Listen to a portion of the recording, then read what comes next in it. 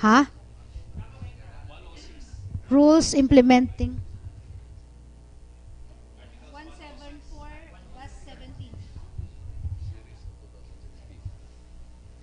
DO 174-17.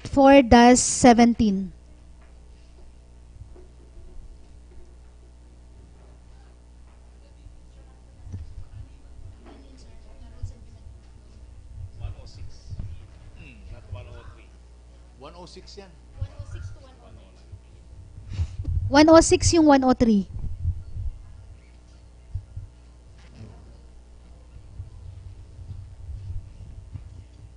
Saan ako titingin? Dito.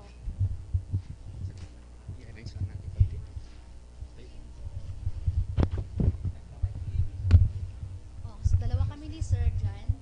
Tapos si Sir tsaka. Sir, pag ano po, dito po yung camera ng dalawa. Tapos pwede ding titingin doon. Pero tayong dalawa, Sir, doon tayo na. Then from time to time din sa office.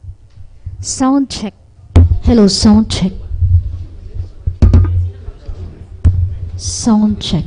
Sound. Sound check. Medyo mahina. Sound check. Sound. Sound.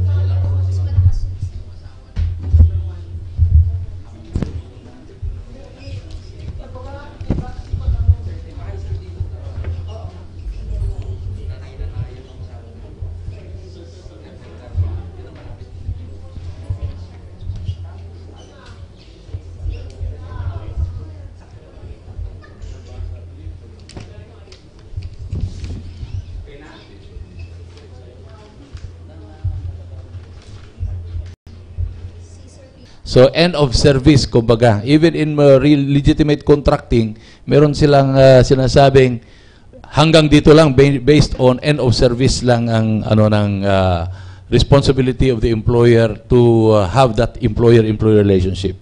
Ito ngayon yung nililinaw ng 174 to emphasize the right of the worker and protect the worker, by the way. So, yun yung in scope. Ito yung punto ng Department Order number 174-17. Ang intention lang talaga nito is to really properly define what are those that are legitimate contracting and what are those that are supposed to be labor-only contracting, which is prohibited. So, malinaw na ang mga batayan ho nito ngayon. Okay, sir. Nababanggit na rin po natin itong permissible and non-permissible na contracts, sir. Ano po ba, pwede po bang pakidetalya natin, sir? Kasi alam natin na nung sinabi po ni Presidente yun, ang dami pong natuwa dahil akala nila after 5 months, mareregular na po sila. Pero hindi po pala possible dahil siguro kabilang sila dun sa sinasabi natin na non-permissible. Pwede po bang pakidetalya? Yeah, but to explain it further, ibigay ko ito ang opportunity to our Assistant Regional Director to fully explain that point. Okay, maraming salamat, sir. When we talk of permissible job contracting, unang-unang tinitingnan natin is yung the power or yung kakayahan ng employer to carry out independently the job or work to be contracted. Yun ang tinitingnan natin. Kaya ba niya talaga na i-provide? Okay? Of course, apart from yung mga tatlong elemento na sinasabi natin to determine a labor-only contractor or labor-only contracting, which is, ang unang tanong is, meron ba siyang kapital, sapat na kapital? Yung sinasabi ni Director na sapat na kapital na 5 milyong piso. Okay? Substantial capitalization, that is for corporations or cooperatives or partnerships engaged in contracting or subcontracting arrangement, there must be a 5 million paid up capital of the shares or of the stocks. Whereas for sole proprietorship, yung net proceeds or net income, which is 5 million. Okay? Another thing is that or sabi kasi ng batas natin na kung wala siyang 5 milyong kapital, dapat meron din siyang 5 milyon na investment. Okay? Investment in the form of tools, equipments, machineries, supervision, work premises, etc., etc.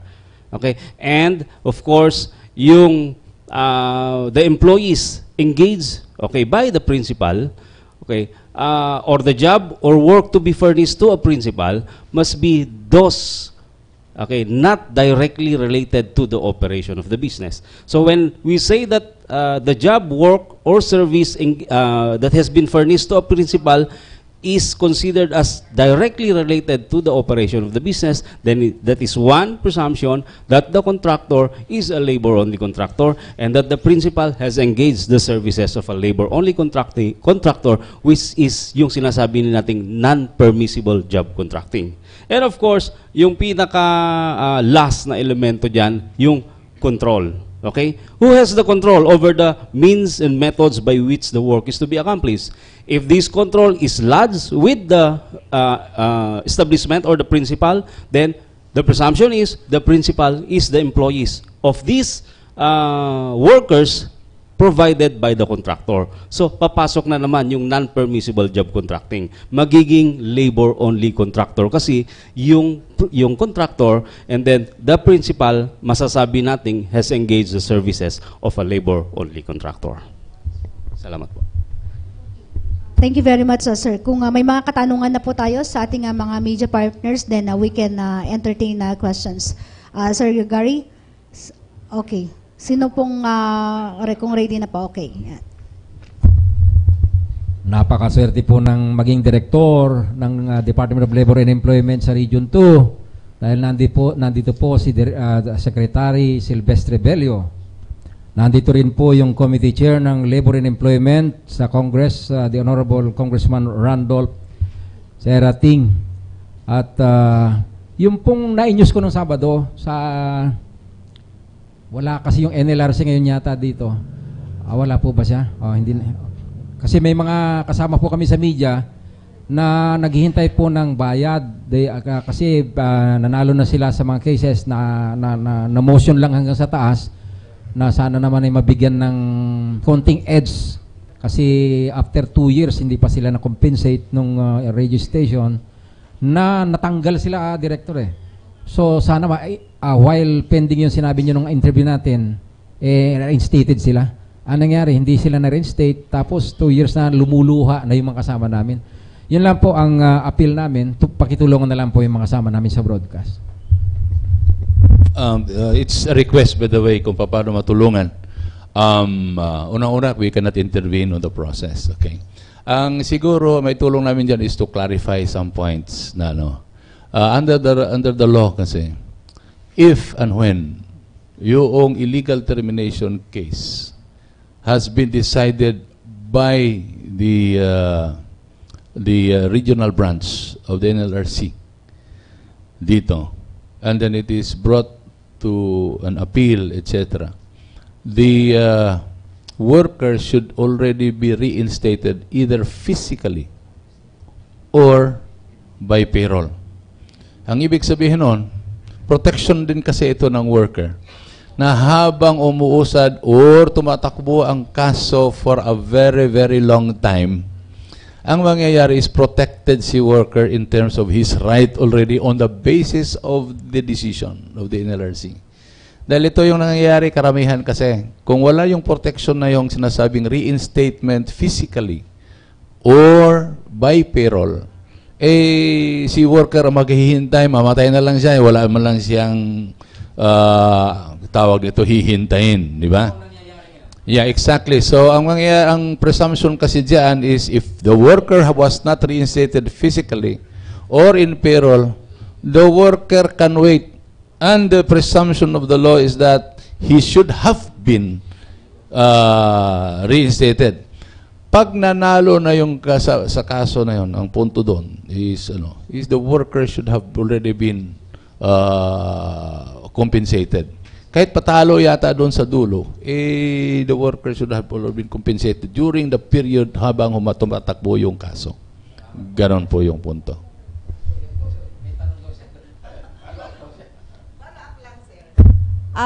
Once na reinstate po, retroactive po ba yung kanyang sasahurin? What do you mean retroactive? Kasi nga, di ba natanggal po sila during the ng kaso, hindi na po sila nag-report. So once na reinstate po ba sila retroactive from the time na sila po They ay were hindi na terminated, yes. So, naka-indicate naman kasi sa order yan eh. The workers are reinstated back to its previous position without the loss of seniority or even loss of benefits, etc. Ganon ho ang mangyayari dun eh. So, windfall. Mayroon akong makakilala noon na naghihintay, akala na wala na. Pagdating ng araw, windfall ho yun dahil binibilang hanggang doon sa pinakaumpisa. Yun yung mangyayari. Kaya very common is that pag kumahaba na yung panahon, pag nakita ng employer na talagang dihado sila, negotiate na lang para hindi na masyadong lumaki. Anyway, we are saying that this is the procedure to protect workers. May bias kasi ang labor code eh. Ang bias ng labor code is pro-labor. Yun ang dapat siguro nating titingnan uli because very common is that sinasabi lang walang nagawa ang Department of Labor, walang nagawa ang NLRC, etc. Base naman kasi yan sa weight of the evidences and the situation, whatever. But basically, kung titingnan mo yung maliliit na mga salient features of the law, marami hong mga protection doon sa worker. Eh. Hindi lang masyadong na-emphasize. Okay, thank you very much, sir, from kasamang Dina Villacampa ng Radyo ng Bayan. Yes, sir. Good morning. Balikan ko lang po yung DO 174. Doon po sa implementation nito, sir, kumusta ito sa atin dito sa Region 2? Anong epekto po nito sa ating mga employers, sa ating mga contractual employees na sa implementation po nito? Lalo pa yung nababanggit ni sir, dapat merong 5 million capitalization or doon sa mga sole proprietorship, 5 million din po yung tinitignan po natin. As of the moment, there are already, kung tatanungin ho, daming scope nung tanong kasi as to ano ng epekto. One is that we have inspected already various establishments. Something like 14 contractors had already been found to be engaging in labor-only contracting. Umuusad pa po yung because ganito ho yung proseso kasi din natin. Nag-i-inspect tayo, may findings. Hindi ho agad-agad kasi magkaroon ng decision yan. Dahil may due process, meron tayong mandatory conference requirement. So, hinihimay-himay din yan, nagdadala din sila ng mga evidential or whatever, after which we will issue the order. And then naman, hindi naman agad kasi yan umuusad at mangyayari agad because ang mangyayari is that they will raise that to higher levels. This is our judicial system. So, this is our justice system. May proseso talaga. But insofar as Region 2 is concerned, as of this point of time, we have already declared some LOCs or labor-only contracting of about 14 contractors, right? So 14, okay. Now, as regards implementation of the law itself in terms of registration, sa ngayon, yung mga existing contractors, okay, registered contractors, dahil nagparehistro sa amin eh. Registered contractors, we will just wait until their validity shall have expired. And then that's the time they have to register with us. Again, this time, now imposing the new requirements under 174-17. Ganun ho yung mangyayari doon. Okay? So, kung ang capitalization mo noon is, magkano ba lang yun noon? 3 million lang, ano? So we will wait until they will expire. Okay? So, hindi ho automatic na alisin sila. So, we will respect their validity until the end of that validity period. Then the time comes that they have to file their application for registration. That's the time we will do the requirement. Ang other effect, although may mga apprehensions na tayo, di ba? Yung mga apprehensions dito na the workers may be terminated or the contractors, maraming mati-terminate simply because of the effect of 174. Like for example, mga companies, instead of hiring contractors dito ngayon, they are going to the contractors will be shooed away, kumbaga. Isa-shutdown or whatever. Ngayon siguro parang temporary ang perception na yan because after all, the requirement for that particular job will continue to exist. So therefore, ang mangyayari, kailangan talagang malagyan ng tao yan. So in that case, we will ensure, 174 ensures that when the workers are engaged, again, by these contractors, they are properly placed as either dapat empleyado ng principal, which is the company, or talagang permanent workers of the contractor. Ang nangyari kasi noon is with the relationship between the contractor and the principal, si worker nasa gitna, hindi niya alam sino yung employer niya. Di ba? So, pagkatapos, sinasabi lang ng kwan, alis ka na, wala na tayong trabaho. Umalis din si worker. Hindi niya alam kung sino talaga yung employer niya. Ito ngayon, malinaw. If the methods being used is controlled or the means of production is controlled by the principal, then that worker should be with the principal. Yan. If and when that particular job is done through a contract which is very specific in terms of time and period when it is being finished, then this is contractors, legitimate contractor. For as long as yung sinasabi ni Assistant Director Aquino kanina, na they are properly registered, so to say. And all the elements are there present. Maganda pong ehemplo niyan, Director, itong contractors, itong mga security agency. Na tulad nitong Candice Megamart, medyo pagkatarantado si Cyrus Ontiveros lalo sa pagpapasweldo sa mga tao niya. Kasi yung isang security guard, pagpasok doon, pati baril, babayaran yan, di ba? Iba yung sa baril, iba yung sa tao, sa security itself. So, kung minsan nagkakaluko-luko, ngayon pala, may kalalagyan na yung mga employers sa contractors. Mabibigyan ng tamang sweldo yung mga security guards. Yeah, it will be properly defined on the first place, by the way. Yung mga security agencies are legitimate contractors. Again, they should comply with the requirements. Okay? Then the security, therefore, is an employee of the security agency. Yan, empleyado, klaro yan. So all the benefits are supposed to be given in accordance with the law. Yes, kasamang din na follow-up question. Yes, sir. Follow-up lang po dun sa binabanggit po natin na hindi malinaw sa employee kung sino yung kanilang employer. Ano?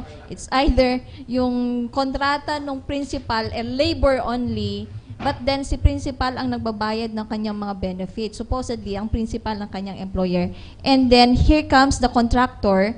Sila ang nagde-decide kung tama na ang iyong period of yung sa kontrata mo. Ano? Saan tayo nagkakaproblema dito po sa atin? Ano po ba mostly ang meron tayo dito po sa Region 2, yung contractor as a labor only sa principal, or meron din yung contract nagpo-provide ng pool of employees for the principal?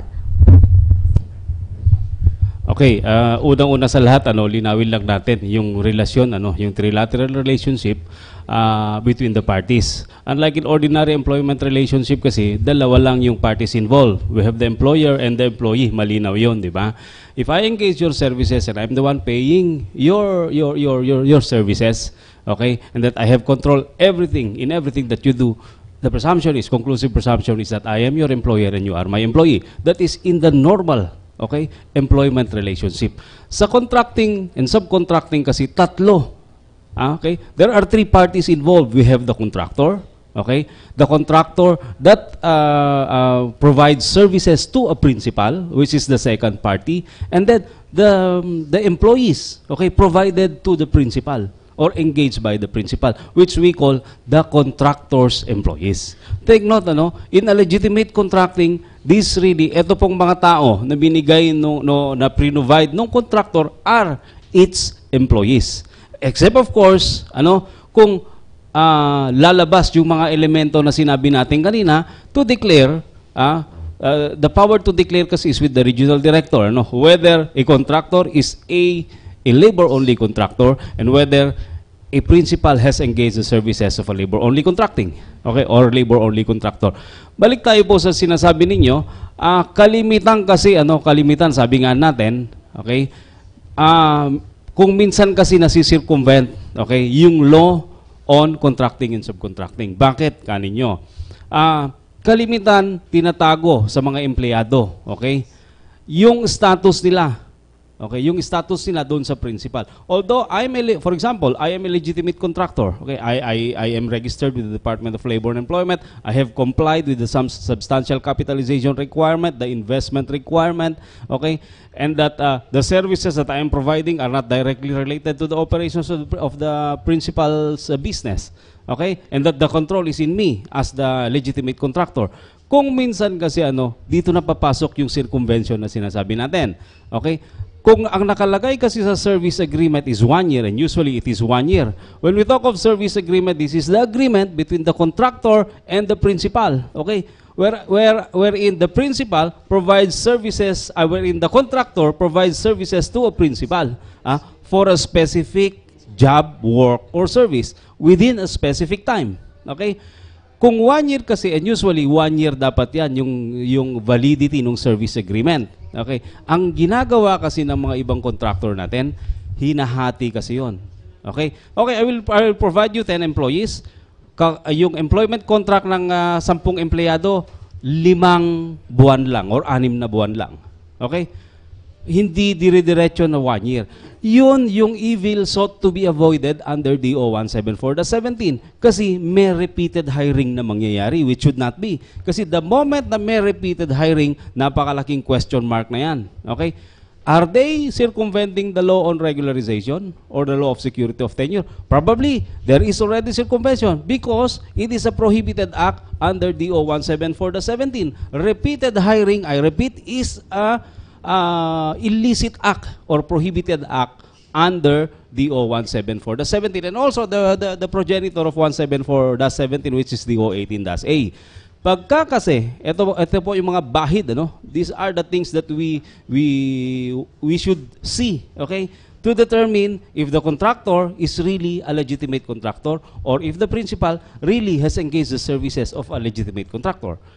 Yung employment contract ba, instead of 1 year, hinahati-hati for short duration? If yes, then there is now a presumption, okay, that there is circumvention. And probably, the contractor is a labor-only contractor. Why? Because it is a prohibited act under DO 174-17. I repeat, repeated hiring is a prohibited act. So, kung titingnan natin, it should be 1 year. Okay, 1 year dapat. And one thing more, tinanggal na kasi yung the service agreement, yung phrase or yung phrase under DO 18-A that the service agreement is coterminous with the employment contract. Tinanggal na po kasi yun kasi it involves so many interpretation. Okay? It involves so many interpretation. Ibig lang sabihin yan po kahit na kasi natapos yung kontrata mo ng 1 year, that does not show or it does not mean that your employment or the contractor's employment already ceased also. Just the same, they are still the employees of the contractor. Hindi porke ang sinasabi kasi ng mga ibang contractor, hindi po nag-end na rin yung employment nila sa amin kasi contractor lang sila at malinaw na 1 year lang dapat ang trabaho nila sa amin. It should not be. Take note, if that is a legitimate contractor where the employees are placed or are assigned from one employment to another or employer to another, it does not matter. I mean, their status does not matter. Ibig sabihin, regular employees pa rin sila nung contractor. Okay po. Thank you. Okay, may clarification si Ma'am Dig ng ICLA. Yeah. Thank you, Jen. Balikan ko lang yung katanungan ni kanina kasamang doon kasi sa security guard, sir. Nagkakaproblema sila pagdating ng paglo-loan sa SSS, paglo-loan sa Pag-ibig. Now, ito ba yung nagiging problema kung minsan Hindi nila alam kung sino ba talaga yung employer nga nila, sabi ninyo. Sino ba talaga yung kailangang mag-remit ng kanilang mga contribution from SSS at sa Pag-ibig na kinakaltas naman tuwing sahod? Sino po ang pwedeng sumagot doon, sir? Okay, we are talking about the security guards, ano. Usually kasi yung mga security guards na yan, yung service agreement within the contractor or the security agency and the principal, which is the establishment, nakalagay na kasi doon yung sinasabi nating fees or other expenses to be paid by the principal, okay, in favor of the contractor and some in favor of the guards. Fixed na kasi yon, okay? So automatic na tuwing billing, pag nagbibill si security agency, kasama na po yung employer's counterpart ng SSS, employer's counterpart ng PhilHealth, employer's counterpart ng Pag-ibig. Take note that this is borne by the principal. Naka-charge lahat kay principal to. So lahat yan, babayaran niya kay security agency. And it is the security agency, considering that it is paid to them, sila po yung magre-remit dapat. Sila po yung magre-remit dapat sa SSS, sa PhilHealth at saka sa Pag-ibig. Kasi that is part of the billing. Tuwing nangongolekta kasi si security agency, kasama na po yan. Kasama na po yung premium payments on yung employer's counterpart. Okay? Kasama na po yun. And all together also with the employee's counterpart. Tatanggalin na rin dun sa sahod ng mga tao. Pero ito po, hindi po i-retain ito ni Kwan. Hindi i-withhold po ito ni establishment. I-re-remit pa rin niya lahat kay employer, ay kay agency. And it is now incumbent upon the agency to remit the same to the proper agencies. So, kung hindi po nabayaran, kunyari, walang remittance, then you have to run after the agency. You can ask from SSS to file estafa case against the agency for non-remittance. Kasi non-remittance is a sort of estafa. It's a criminal offense. Okay? Opo.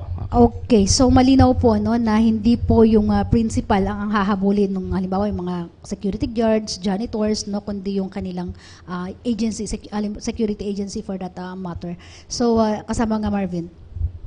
Pero sir, kasama din po ba yun sa minomonitor natin kung yung mga agencies na yun ay nag-remit ng mga tawag dito yung kinokolekta nila yung benefits sana para doon sa mga empleyado, sir? Apo, kasama po lahat yan doon sa mga things that our labor law compliance officers are to see. Okay, yun yung pong tinitingnan nila the moment na nagkakandak po sila ng assessment or inspection in various establishments. Isa po yun sa tinitignan.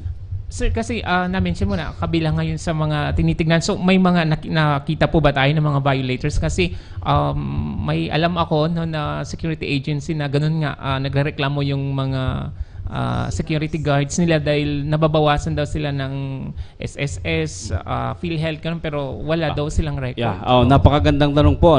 Kasi this is also our way of explaining. Kasi ang lumalabas kasi na may problema kami. Although it is not dole. Ganito po kasi yan, yung mga issues on non-remittance, okay, hindi po kami kasi, chine-check lang namin and then fino-forward namin with the corresponding agencies. For example, there is non-remittance for SSS. We inform SSS, Mr. SSS, si establishment na ganito po, nalaman namin through our inspection that they are not remitting yung pong kinokolekta nila sa inyo, yung pong kontribusyon ng mga empleyado nila. Wala po kasi kaming jurisdiction to run after in cases of non-remittance. SSS has the sole jurisdiction po. Kung SSS yan, PhilHealth kung PhilHealth yan, Pag-ibig kung Pag-ibig yan. Nire-refer po namin sa kanila yung mga findings namin on establishments that are not complying. Okay? For example, with non-remittance of collected premiums to their employees. Okay, nire-refer po namin sa kanila para sila po ang mag-conduct ng investigation or sila na rin po ang mag-file ng kaso in the proper courts against these erring security agencies. Malinaw po, it is not the Department of Labor and Employment that will file the corresponding criminal case. It would be the SSS, the PhilHealth, and the Pag-ibig as the case may be. Thank you. Pero sir, pwede ba na mag-assist ang DOLE para doon sa mga empleyado na gustong mag-file ng reklamo against isang yun po agency? yung one way of assisting them is to inform. okay, to inform formally SSS, PhilHealth and Pag-ibig that the agency has been violating their rights, okay, for non-remittance of their corresponding premiums. Okay, malinaw na kasama nga Marvin. Okay, siya kasama nga Tony Aliangan, atin pong correspondent from the Manila Bulletin. Ay, meron na bang ang colleges, free tuition fees sa colleges, meron ng batas signed by the President. Libre na. Dito sa contractualization, meron bang batas na gagawin ng Congress na ma-abolish yung pinag-usapan yung contractualization? Director and Assistant Director po sasagot. Thank you po. Tungkol ho doon sa amendment of the labor code, which is 106 to 109, wala pa pong panukala na aalisin ito totally. Kaya if you will notice, if it is an amendment of the law by Congress about the 106 to 109 where defined yung labor-only contracting at mga permissible contracting, nandun pa rin ho yun. As of the moment, wala pa akong naririnig na proposal to totally remove contractualization. Because meron kasing mga entities na yun lang talaga ang, let's say for example, construction companies. Di ba? Sa ang construction companies, they don't construct buildings without a contract with the owner of the building. So hindi ho pwedeng alisin yun because these are permissible contracting services. So yun yung mga ganun tipo. Tracking, for example, a delivery of ganito. These are all by service contracts which can actually exist as a contracting arrangements. So, hindi po pwede totally sabihin natin, zero contracting. Ay, mukhang mahirap isipin yun na mangyayari. Services, for example, ng security agency. Pag wala yung contracting a security agency, bibili ba ng baril yung kumpanya? Takot naman na tayo na magiging, ang tawag doon, tawag doon, mga guns na may private army na yung kumpanya. So, ang nangyayari is, there are contracting services that have to exist. You cannot really totally eradicate them. Kaya ang nangyayari is, control it. Define what is legitimate contracting, define what is labor-only contracting, which is actually prohibited. Ganun po yun.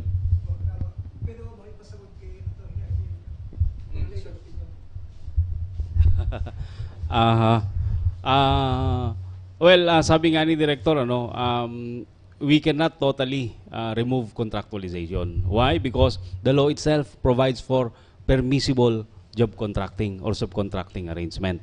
It is only when Articles 106 to 109 is totally amended or removed from the provisions of law that pwede nating masabi, okay, na mawala na ng contractualization. Hanggat nandiyan po yung batas, wala po tayong magagawa.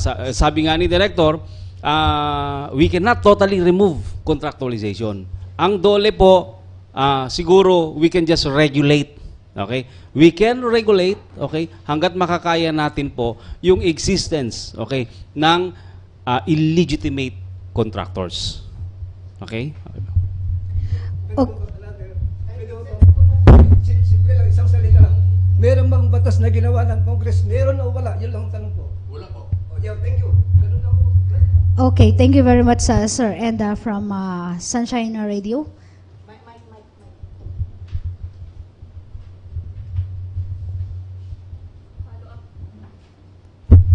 Follow up lang po dun sa mga agency. Minomonitor po ba ng DOLE yung mga agency na nagpapapasok ng mga empleyado sa isang establishment na walang kontrata at tig 150 to 200 po ang per day nila, sir? Okay, sana po ang mapadaling sumagot, sir? Sa monitoring natin, there are two types of role ng Department of Labor or yung ginagawa ng Department of Labor doon sa monitoring. One is yung tinatawag naming regular assessment or regular inspection. Even without any information, nagseset ho kami ng mga schedules to visit the companies in order to find out whether or not there are violations of law. Ganon ho yun. That's the regular inspection. Meron po tayong pangalawa, which is actually complaint inspection ang tawag. Kung we get an information from somebody na ganito yung nangyayari sa isang kumpanya, we assign an inspector or an LCO tawag namin ngayon doon sa establishments na yon to determine the veracity or the existence of that particular arrangement. Ang kailangan lang po namin, ganito siguro, I will have to address this to the public. Very common kasi is takot si worker na magsasabi. Ang problema yun, ang pinaka-bottom line, pinaka-bottom problema natin.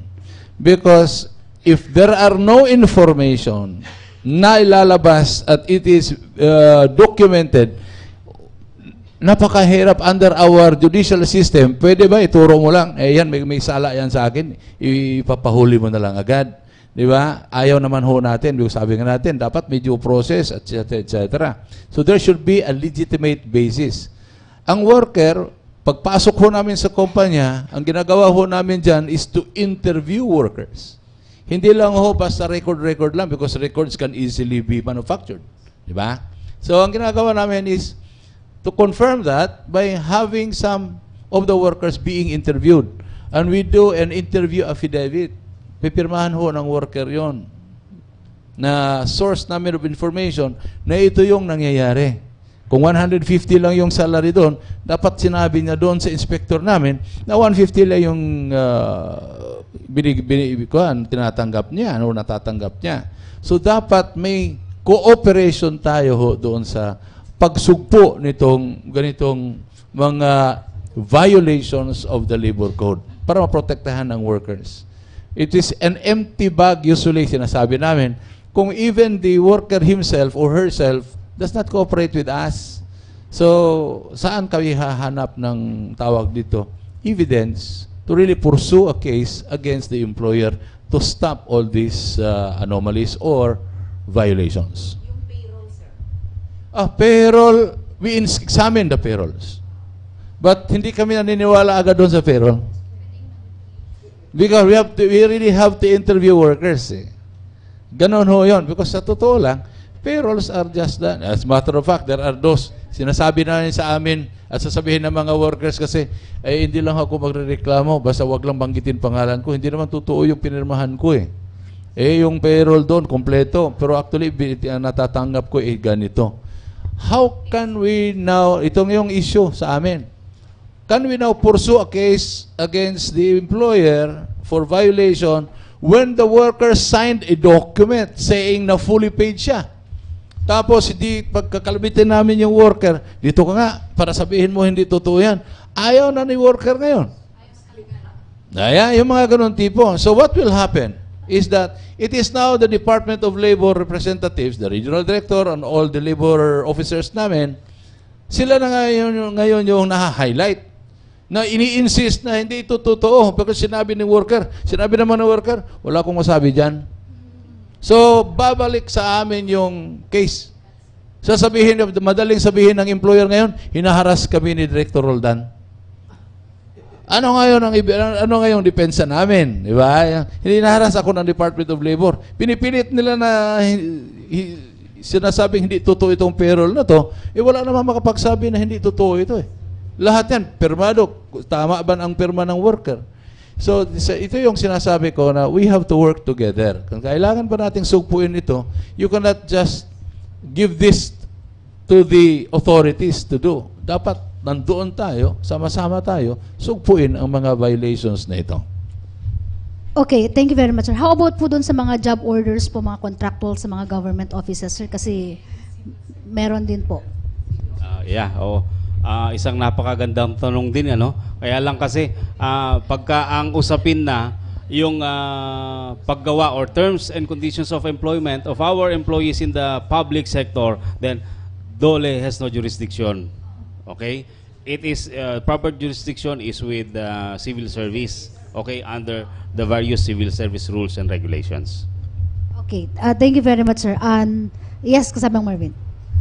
Follow up lang po dun kay Director kasi yun nga, isa sa yung problema ninyo is walang naglalakas loob na ng mga empleyado na magreklamo against doon sa mga establishment na hindi talaga nagbabayad no ng yung kaukulan, yung tama, yung talagang nararapat na sahod sa mga workers nila. So ano ang maipapayo natin lang Dole para doon sa mga workers na yun nga para sa ganun ay kahit ganyan is po pwede pa rin sila na magsumbong para matulungan kayo na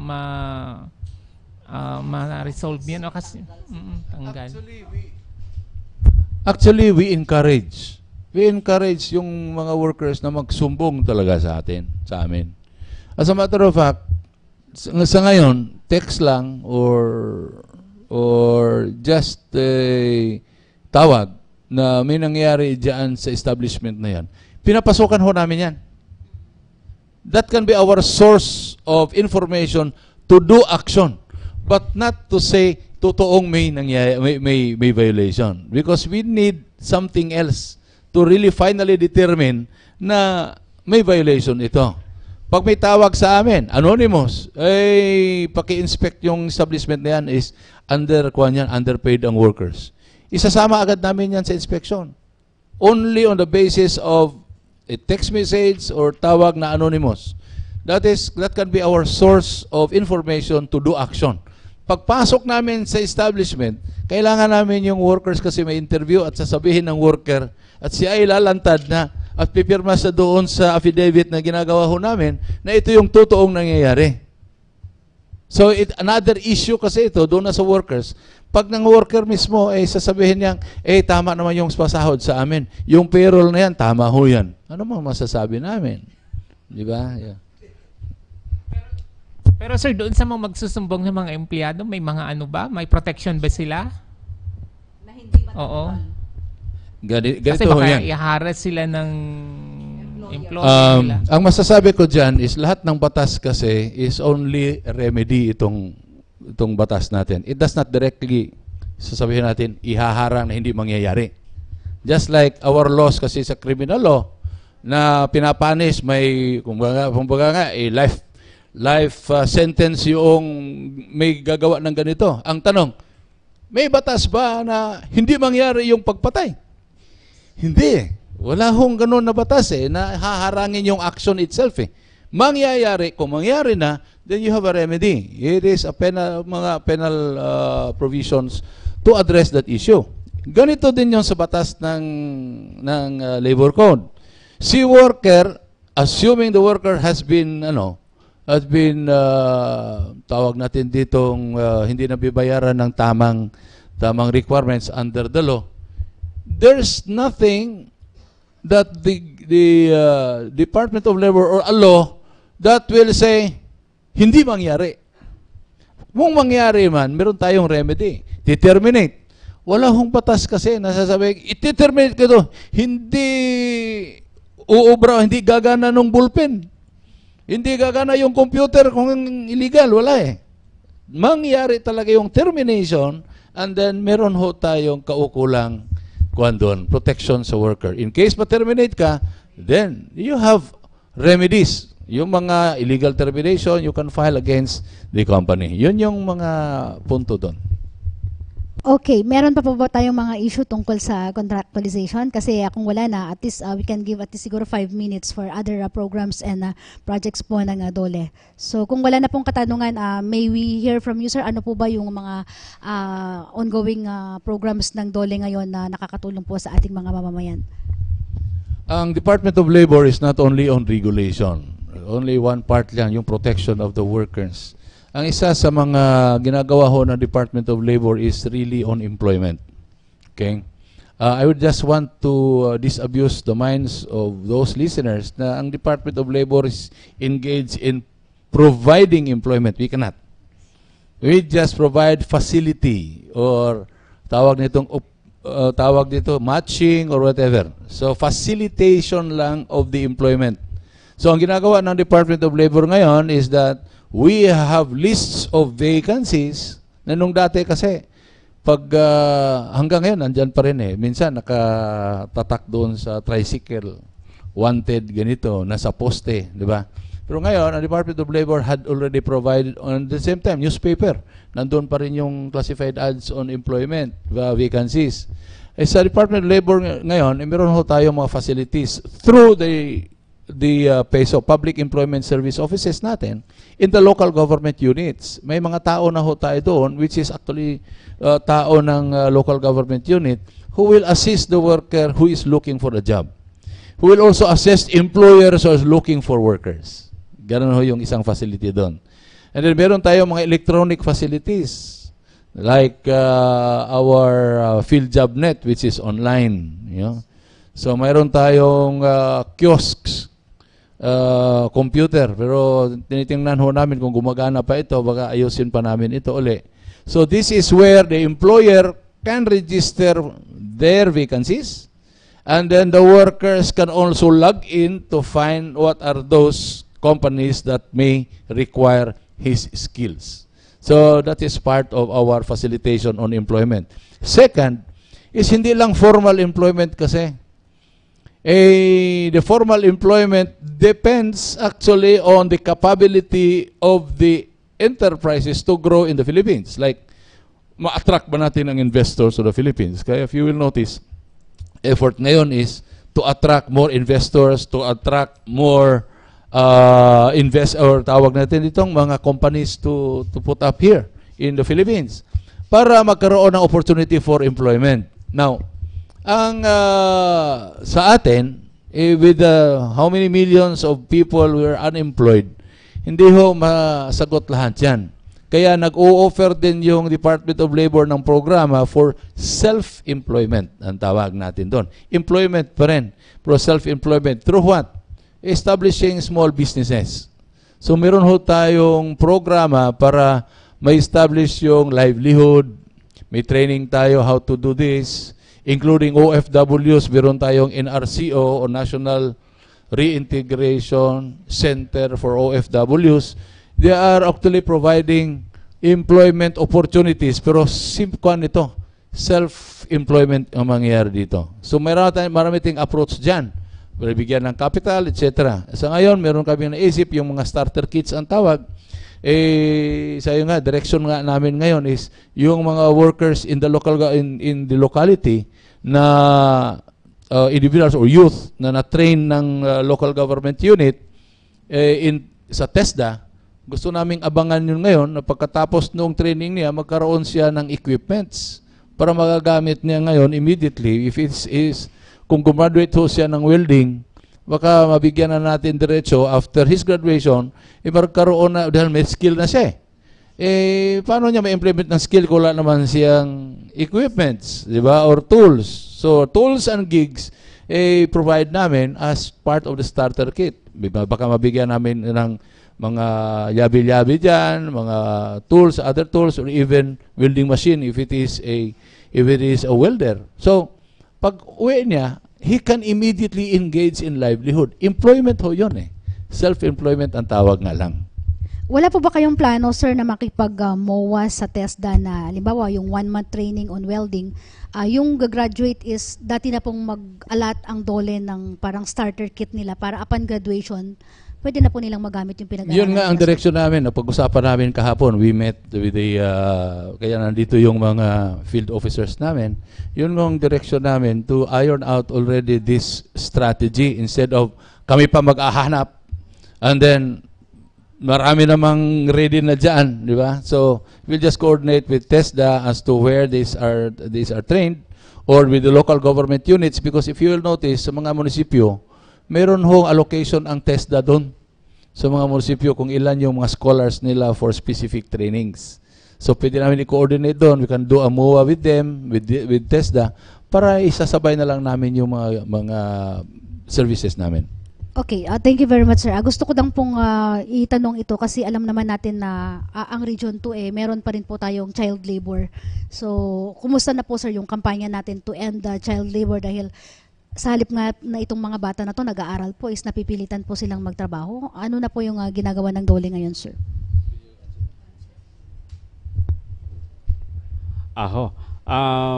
Sa usaping child labor, ang Department of Labor and Employment actually has a program to curb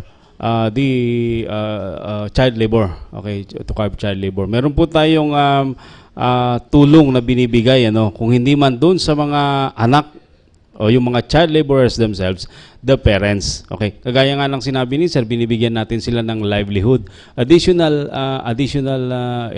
To augment, actually the purpose is to augment their income so that their children will not engage into child labor.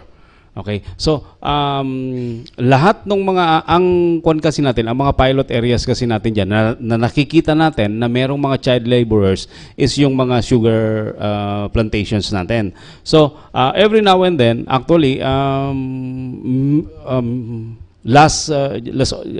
only last week or 2 weeks ago, we have conducted a dental medical mission to our sugar workers in Furagi, Solana, oo.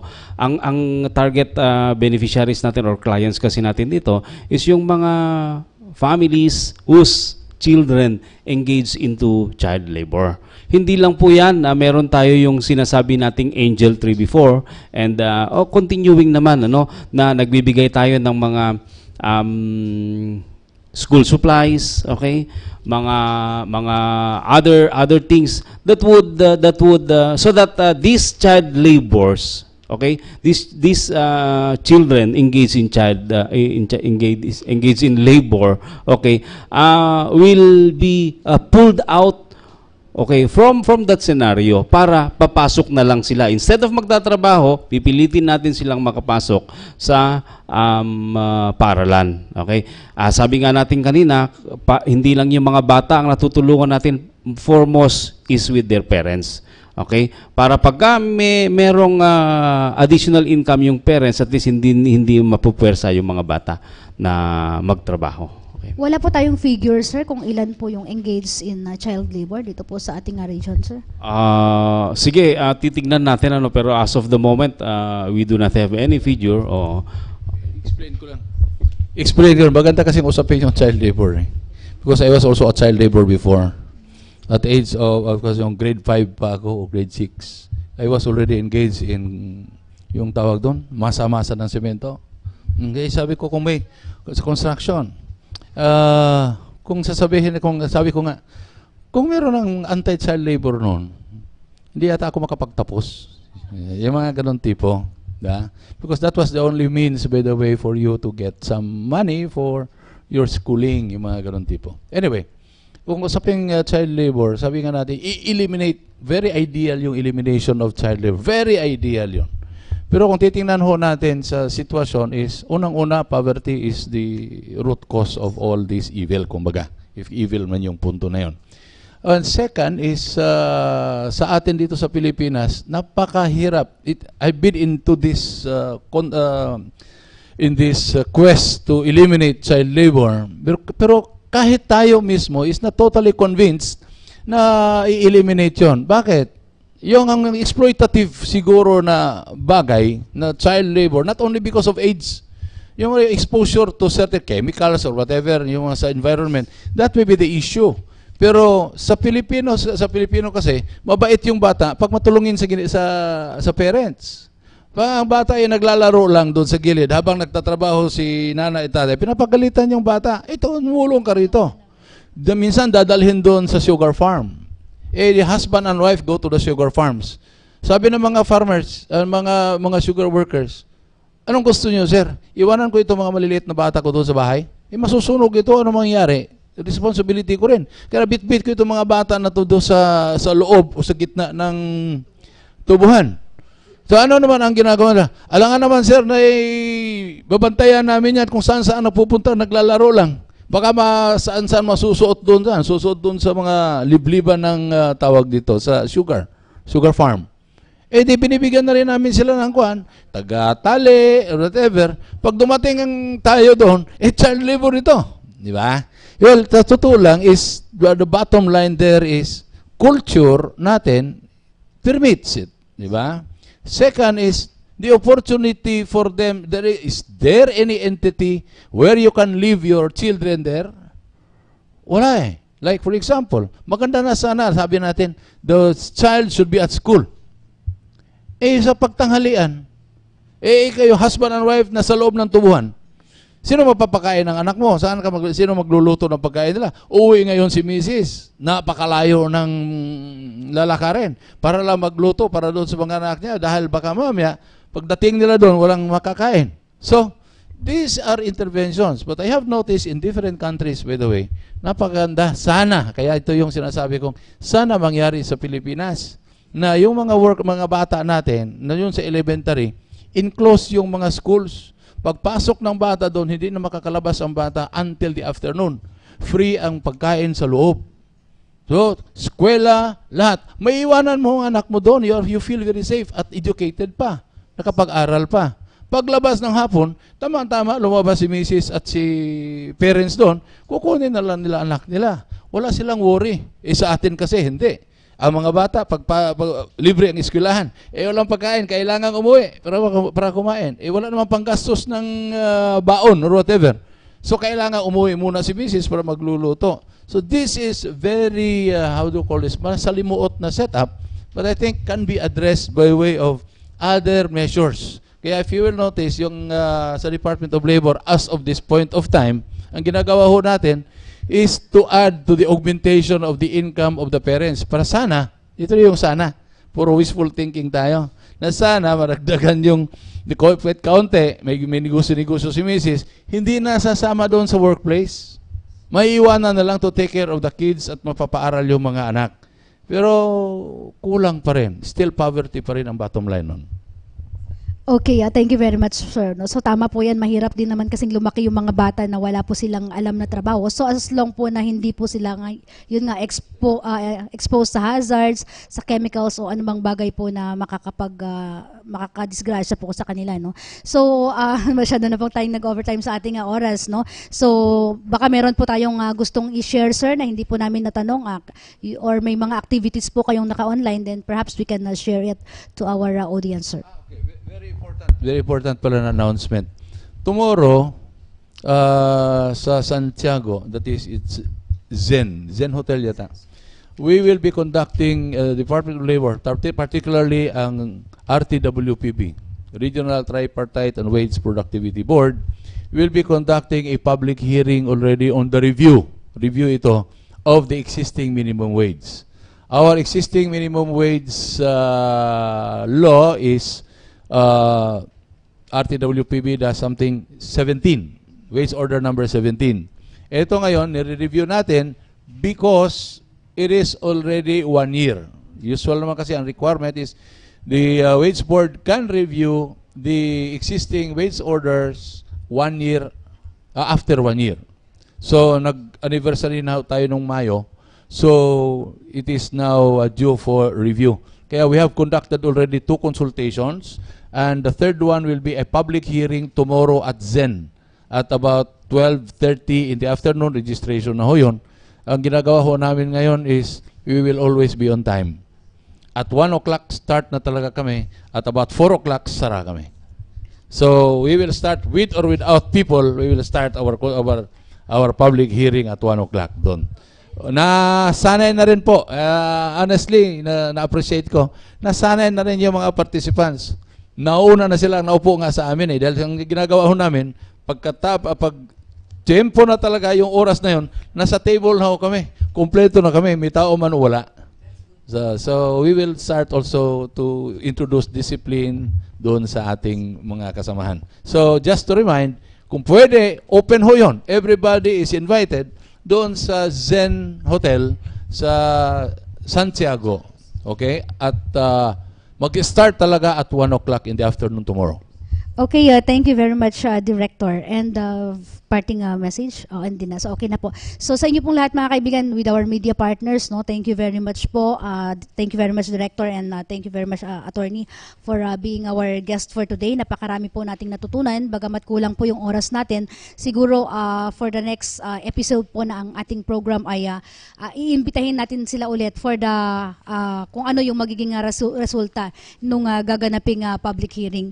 So, inaanyayahan po natin yung ating mga participants, yung mga kasama po nating national agencies, mga academe na sasama po mamayang hapon for our simultaneous nationwide ASEAN landmark lighting dito po sa ating ASEAN 50, no. Magsisimula po tayo at 6 o'clock, no, 6 o'clock to 6:30 po yung ating lantern parade, and it will start at the Regional Government Center, yung ating welcome arc po doon between CVMC and DSWD. So each agency will bring their own torch, no. Nasabi po namin yan sa aming